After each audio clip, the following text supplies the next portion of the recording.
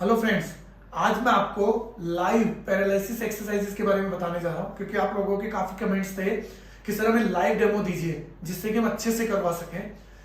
और इसलिए भी मैं लाइव वीडियो बनाने जा रहा हूं ताकि आप लोग अच्छे से समझ सको घर पे कैसे एक्सरसाइज करनी है।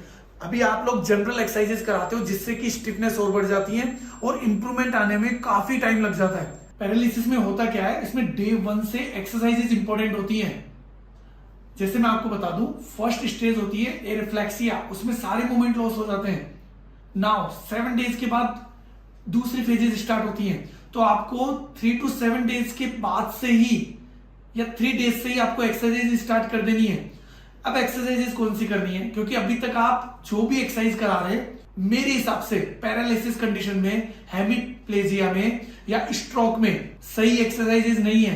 तो सही एक्सरसाइज कैसे करें ताकि रिकवरी फास्ट हो, क्योंकि पेशेंट इसमें कर ही नहीं पाता है एक्सरसाइज। और आपको पता है 90% एक्सरसाइजेज आप लोग पैसिव कराते हैं क्योंकि पेशेंट खुद तो कर नहीं पाता है, तो आप क्या करेंगे, पैसिवली कराते हैं। अब जब आप पैसिव एक्सरसाइजेज कराएंगे तो आपको क्या लगता है, इंप्रूवमेंट फास्ट आएगा? बिल्कुल भी नहीं, बहुत डिले हो जाएगा। तो हमें क्या करना है, कुछ एक्सरसाइजेस तो पैसिव लेनी है और कुछ एक्सरसाइजेस 80% एक्सरसाइज एक्टिवली पार्टिसिपेशन के साथ कराना है। तो वो कैसे करनी होगी, आज उसी का मैं डेमो आपको बता रहा हूं। और फ्रेंड्स, इस कंडीशन में मैं नहीं चाहता हूं कि आप लोग यहां पे आए, क्योंकि काफी टफ होता है आप लोगों को एक पेशेंट के साथ में इतनी दूर आना, फिर यहां स्टे करना और फिर ट्रीटमेंट लेना। तो कम से कम पेशेंट एक बार स्टेबल कंडीशन में आ जाए, वो बैठने लगे या थोड़ा थोड़ा कंट्रोल उनका आ जाए, उसके बाद आप मुझसे मिल सकते हैं। ऑनलाइन वीडियो कंसल्टेशन से भी आप कुछ गाइडेंस ले सकते हैं अगर आपको समझ में नहीं आ रहा है। लेकिन मैं कोशिश कर रहा हूं कि ये वीडियो आपके लिए काफी हेल्पफुल हो और इस वीडियो से आप कम से कम उनको 40-50% तक रिकवर कर पाए, वो भी बहुत कम दिनों में। तो अच्छे से समझिए और स्टार्ट कीजिए। और एक बार ये अपनी एक्टिविटीज करने लगेंगे तो बहुत मूवमेंट्स तो ऑटोमेटिक आने लगेंगे। मूवमेंट्स में भी आप समझिए, अनवांटेड मूवमेंट नहीं चाहिए, कोई भी मूवमेंट आ रहा है वो नहीं। कैसे भी वो चलना सीख रहे हैं, जैसे आपने पोलियो के पेशेंट देखे होंगे, कैसे भी वो चलते हैं, क्योंकि ब्रेन को ये मतलब है कि मूवमेंट करने हैं। लेकिन पैरालिटिक और स्ट्रोक पेशेंट में आप देखते हैं मूवमेंट तो हो जाते हैं कई बार, लेकिन वो डिफॉर्मिटी दिखती है। जैसे वो पैर को घुमा के रखेंगे चलते समय और हाथ उनका इस पोजीशन में रहेगा हमेशा। तो जिनको यंग एज में भी पैरालिसिस अटैक हुआ है या स्ट्रोक हुआ है, उनको भी ये डिफॉर्मिटी दिखेगी। लेकिन अगर आपने प्रॉपर वे में, सही गाइडेंस में, ब्रेन को साथ में लेके एक्सरसाइजेस की तो ये डिफॉर्मिटी बिल्कुल जीरो हो जाती है, कभी नहीं दिखती है। तो आज मैं उन्हीं एक्सरसाइजेस की बात कर रहा हूं जो ब्रेन के कंट्रोल से हो रही है, ब्रेन एक्टिवेशन एक्सरसाइजेस। देखिए, आप सबको पता है स्ट्रोक में प्रॉब्लम कहां हुई है, ब्रेन में, और आप पैसिवली लगे हुए हैं हाथ और पैर पे, तो उससे रिकवरी नहीं होने वाली है। अगर आपने ब्रेन को साथ नहीं लिया तो कुछ मूवमेंट नहीं आते और बहुत लेट आते हैं और रेसिडुअल पैरालिसिस रह जाता है। ब्रेन की एक हैबिट होती है, वो यूनिलैटरल नेग्लेक्टेंसी क्रिएट करता है। वो जो बॉडी का पार्ट एक्टिव नहीं है या पैरालिटिक फेज में, उसको नेग्लेक्ट करते जाता है। ये सबसे बड़ी इंपॉर्टेंस है। तो अगर आपने इसको कवर कर लिया या इसको ध्यान दे दिया डे 1 से, तो रिकवरी फास्ट होगी। नाउ फ्रेंड्स, अभी आप देखिएगा घर पे जनरली जो आप लोग एक्सरसाइज करते हैं, जो कि आपकी मैं बोलूंगा टाइम वेस्टिंग एक्सरसाइज है, क्योंकि इनकी रिजल्ट्स बहुत कम होती हैं, रिकवरी काफी कम है। अब देखिए, जैसे कि आपको बताती जाती है कि आप ये ऐसे फिंगर मूवमेंट कीजिए। फ्रेंड्स, इसकी कोई भी इंपॉर्टेंस नहीं है। अगर इसकी इंपॉर्टेंस है तो सिर्फ 3 रिपीटेशंस की, 3 to 5 रिपीटेशंस कर दीजिए, बहुत है। अब ये जो अभी एक्सरसाइज कर रहे हैं, अभी जो ये कर रहे हैं नीचे और ऊपर, इसका कहीं पे भी कोई रिजल्ट्स नहीं आने वाला है, क्योंकि पहले से ही पैर प्लांटर फ्लेक्शन में है, नीचे की तरफ रह रहा है पैर। और अगर आप उसको नीचे और वहीं वहीं पे करते रहेंगे तो वो नीचे ही गिरा रहेगा, ऊपर की तरफ नहीं आएगा। अब स्टिफनेस देखिए कितनी ज्यादा है, ये पैर फुट ड्रॉप फेज में है, पैरालिटिक फेज में। अब ये ऊपर नहीं आ रहा है, ये देखिए, अब ये न्यूट्रल में भी नहीं आया है, ये पीछे हो रहा है पैर। न्यूट्रल आने के लिए यहां होना चाहिए पैर का लेवल, और आप कर रहे हैं एक्सरसाइज ये, तो this is the wrong exercise. तो आज आपको सही एक्सरसाइज समझनी है और फर्स्ट एक्सरसाइजेज कौन सी होगी, कहां से होगी, वहीं से करना है। जब आप एक्सरसाइजेज शुरू करते हैं तो दिन में 3 बार होंगी और वो एक्सरसाइज 7 to 10 डेज जो अभी मैं बता रहा हूं वो होगी, जब तक कि वो इंप्रूवमेंट नहीं आ जाते हैं।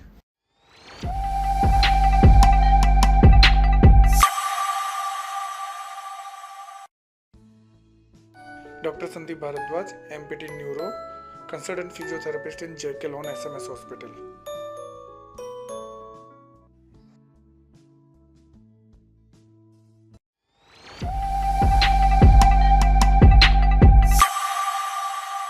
नाउ फर्स्ट एक्सरसाइज जो आपको करनी है, और ये एक्सरसाइजेज आपको 10 से 15 दिन तक कंटिन्यू रखनी है। ये फर्स्ट वीक और सेकंड वीक की एक्सरसाइजेज मैं अभी बताने जा रहा हूं आपको, तो इसी सीक्वेंस में करें। क्योंकि देखिए, सबसे पहले पेशेंट लेटे हुए, उनके पास कोई मूवमेंट नहीं है, पैर उठाइए, ऐसे पेशेंट के पास कोई मूवमेंट नहीं है, तो एक्सरसाइज कैसे करेंगे? इसलिए फर्स्ट एक्सरसाइज आपको करनी है, नी को बेंड करवाइए ऐसे।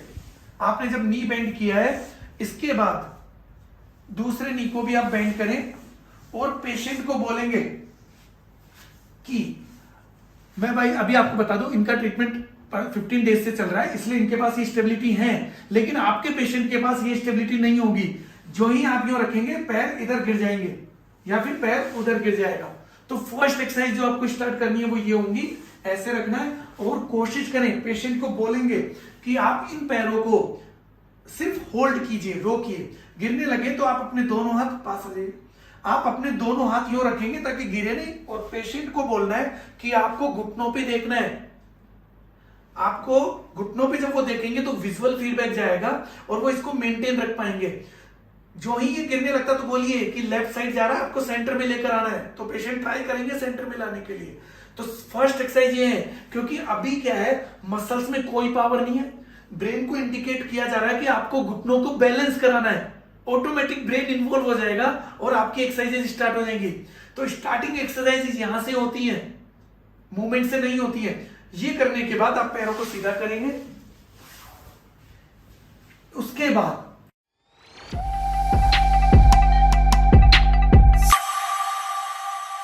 तो अब आपको सेकंड एक्सरसाइज जो करनी है, उसमें आपकी पोजीशन देखिए, फिंगर पोजीशन इंपॉर्टेंट है। इन फिंगर्स को यहां रखना है, हील के दोनों तरफ, और इस तरीके से ये यहां पे आना चाहिए। अब अच्छे से नोट कीजिएगा, हैंड जो आपका सेकंड हैंड है वो आपको नी पे रखना है, क्योंकि स्पास्टिसिटी की वजह से टाइट होता है, उठा हुआ रहता है। तो पोजीशन ये होंगी। नाउ ऐसे होल्ड किया, क्योंकि न्यूट्रल पोजीशन में नहीं है, तो आपको इस तरीके से लीन बैक फॉरवर्ड जाना है, लाइक दिस, ठीक है। ऐसे करने के बाद ये फोकस कीजिए, जो ये आप देखेंगे एंकल सेंटर में आ रहा है, स्टार्टिंग में नहीं आएगा, तो आपको क्या करना है, आप क्या करते हैं, इसको बहुत लोग ये एक्सरसाइज बताते हैं, लेकिन 10 सेकंड की बताते हैं। 10 सेकंड के लिए बिल्कुल नहीं करना है, 10 सेकंड तो एक जगह पे रुकना है, फिर आपको आगे जगह मिलेगी तो फिर आगे बढ़ना है, फिर आपको आगे 10 सेकंड रुकने के बाद फिर आगे जाना है। कम से कम 1 मिनट तक का स्ट्रेच होगा, ओनली 10 सेकंड का नहीं होने वाला है, उससे तो स्पास्टिसिटी और बढ़ जाएंगी। तो आपको इसको करना है 1 मिनट तक। अच्छे से नोटिस कर लीजिएगा, अगर आपने 10 सेकंड किया तो टोन बढ़ेगी, तो आपको 1 मिनट करनी है। इसलिए मैं बोलता हूं कि पैरालिसिस के लिए भी एक्सपर्ट न्यूरो फिजियोथेरेपिस्ट से मिलिए। जनरल एक्सरसाइज समझेंगे तो जनरल इफेक्ट आएंगे। नाउ इसके बाद 10 सेकंड आपने होल्ड किया, फिर आपको रिलैक्स छोड़ना है। ऐसे आपको 10 रिपीटेशंस करना है इस एक्सरसाइज में।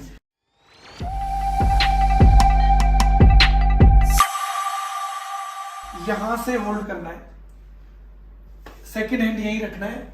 नाउ इस तरीके से स्ट्रेट आना चाहिए, यो नहीं आना चाहिए, ये रॉन्ग है। ऐसे रखेंगे, यहां रखेंगे और फिर ऊपर की तरफ जाएंगे। अगर ये आपसे नहीं हो रहा तो ये हाथ रखिए, ये यहां और यहां, दिस वन। अब जैसे मान लो पेशेंट को यहां टाइटनेस फील हो रही है, तो आपको यहीं रुकना है, परेशान नहीं करना है पेशेंट को। इसके बाद जो ही आप 10 to 15 सेकेंड यहां रुकेंगे, देन आपको खुद को ही रिलैक्सेशन मिलेगा और ऑटोमेटिक आप आगे बढ़ जाएंगे, ठीक है। इस तरीके से फिर 10 to 15 रुकेंगे। फर्स्ट डे आप देखेंगे कि वो 70-80 डिग्री या 90 डिग्री टच कर जाएंगे आप, तेज स्पास्टिसिटी में भी। फिर आप यहां आएंगे, फिर 10 सेकेंड होल्ड करेंगे, ये देखिए 90 डिग्री आप इजीली अचीव कर पा रहे हैं। This is the result. अगर आप सेम एक्सरसाइज में फर्स्ट डे देखेंगे तो भी आपको मिलेगा। कई बार आप लोगों को ये डाउट होता है कि सर हम एक्सरसाइज तो कर रहे हैं, लेकिन सेकेंड डे फिर से उतनी टाइट हो जाती है। तो फ्रेंड्स, ये स्पास्टिसिटी है, ये टाइटनेस नहीं है। स्पास्टिसिटी में क्या होता है, एक साथ में नहीं जाने वाली है कि वन टाइम आपने एक्सरसाइज कराए और कम हो जाए। ये ब्रेन से कंट्रोल्ड, ये मसल टोन है जो ब्रेन से कंट्रोल होती है। प्रॉब्लम ब्रेन में हुई है तो वो कंटिन्यूअसली वो टोन भेजता रहता है, तो टोन भेजने से क्या हुआ, स्पास्टिसिटी आती रहती है। लेकिन आपको एक्सरसाइज नहीं छोड़नी है, रेगुलर दिन में 3 बार करना है।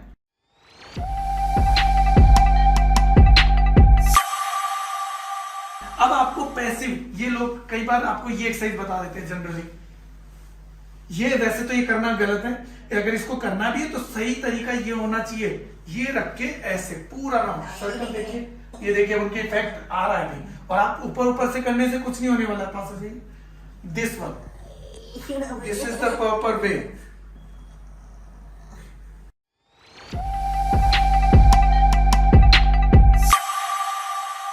नाउ फिफ्थ एक्सरसाइजेस, इसमें क्या करना है, आपको दोनों पैरों को पास रखना है। अब इसमें आप गलती क्या करते हैं, कभी पैर यहां होते हैं, कभी यहां होते हैं, कभी आगे पीछे होते हैं। ऐसा नहीं करना है, आपको सब लेवल में देखना है। जो ये करेंगे इधर उधर गिरने लगेंगे, जिसके लिए मैंने बताया वो एक्सरसाइज करेंगे आप। इसके बाद यहां होल्ड करने के बाद फिर स्ट्रेच करना है, एडक्टर स्ट्रेचिंग। जैसे यहां पे अब आपको टाइटनेस फील होती है तो यही रुक जाइए, पैटर्न फॉलो कीजिएगा सही से। और जो रोज एक्सरसाइज करा रहे हैं वो ही एक्सरसाइज कराएंगे, क्योंकि टेक्निकल स्किल्स हैं। कहीं पे ज्यादा खींच रहे हैं, कभी कम, ऐसा नहीं। अब ये देखिए यहाँ टाइटनेस है इनको, इसके बाद फिर आप आगे बढ़ जाइए, यहीं रुक जाइए 10 सेकेंड। ये देखिए फिर से आगे की जगह मिल रही है, ऐसे 10 सेकेंड रुकने के बाद फिर और आगे के लिए जगह मिल गई है, ऐसे करना है। फिर वापस आ जाइए, ऐसे 40 सेकंड टू 60 सेकंड तक होल्ड करना है। 10 रिपीटेशंस होने चाहिए दिन में 3 बार। नाउ अब जनरली आप लोग मिस्टेक करते हैं और ब्रीजिंग एक्सरसाइज कराते हैं। ब्रीजिंग एक्सरसाइज में भी आप पैरों की पोजीशन का ध्यान नहीं देते, किसी भी पोजीशन में कराते हैं।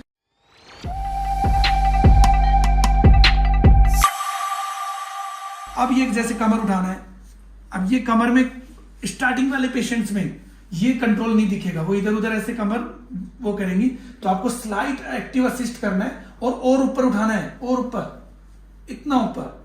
कम उठाने से कुछ नहीं हो, ये लेवल में आना चाहिए। फॉर्मूला क्या होगा, टेक्निक समझिए, ये लेवल होना चाहिए, यानी ये और ऊपर, यस। इससे भी ऊपर हो सकता है, वो धीरे धीरे आएगा। तो यहां पे 10 सेकेंड होल्ड, देन डाउन। इसके बाद जब इसमें आपको अच्छे से आ जाएंगी तो इसके प्रोग्रेशंस होते हैं, जैसे 1 लेग ब्रीथिंग, वो आपको नेक्स्ट वीडियो में बताया जाएगा ना।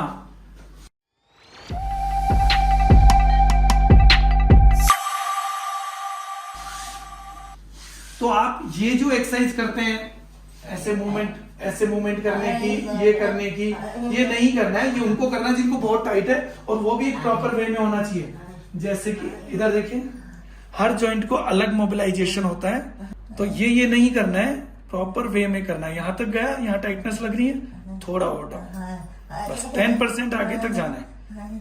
फिर रिलीज, 1 राउंड, फिर 2nd राउंड। नाउ इस जॉइंट की देखिए, इस जॉइंट की देखिए, ये यहां तक जा रहा है, यहीं जाके रुक जाइए। Now this time she feel the pain. अब थोड़ा आगे जाएंगे और यहां मोबिलाइज, लेकिन ये आपको नहीं करना है, आपको जहां जाके रुक जाना है बस। नाउ फ्रेंड्स, आज जो मैंने आपको 5 to 6 एक्सरसाइजेस बताई हैं, इनको प्रॉपर वे में फॉलो करना है, दिन में 3 बार करना है, और मुझसे प्रॉमिस करना होगा। कमेंट बॉक्स में आप प्रॉमिस वर्ड लिखेंगे कि यस, जो भी आपके पेरेंट्स हैं जो अफेक्टेड हैं, उनको आप दिन में 3 बार एक्सरसाइज जरूर कराएंगे। वीडियो देखने से कोई बेनिफिट नहीं होने वाला है। और उन लोगों के पास जरूर पहुंचाइए जो सच में अफेक्टेड है, जो पेशेंट अफेक्टेड है उनके पास पहुंचाइए और उनकी हेल्प कीजिए। ये वीडियो सिर्फ हेल्प करने के लिए बना रहा हूं, आप भी लोगों की हेल्प कीजिए, शेयर कीजिए, लाइक इसलिए करें जिससे कि वीडियो ऊपर होगा और लोग ज्यादा से ज्यादा इसको देख पाए। क्योंकि ये जो आज टेक्निकल बता रहा हूं, आप खुद अपने पेरेंट्स पे जो ही करेंगे, आपको इफेक्ट विद इन 7, 10 डेज या 20 डेज में आने ही वाला है।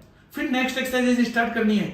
नाउ नेक्स्ट वीडियो में जो अभी आने वाला है विद इन 7 डेज या 10 डेज में, हैंड की एक्सरसाइजेज में बताने वाला हूं, जिसके अंदर आपको कैसे हैंड की एक्सरसाइज करनी है। तो वीडियो को सब्सक्राइब कीजिए। Thank you for watching.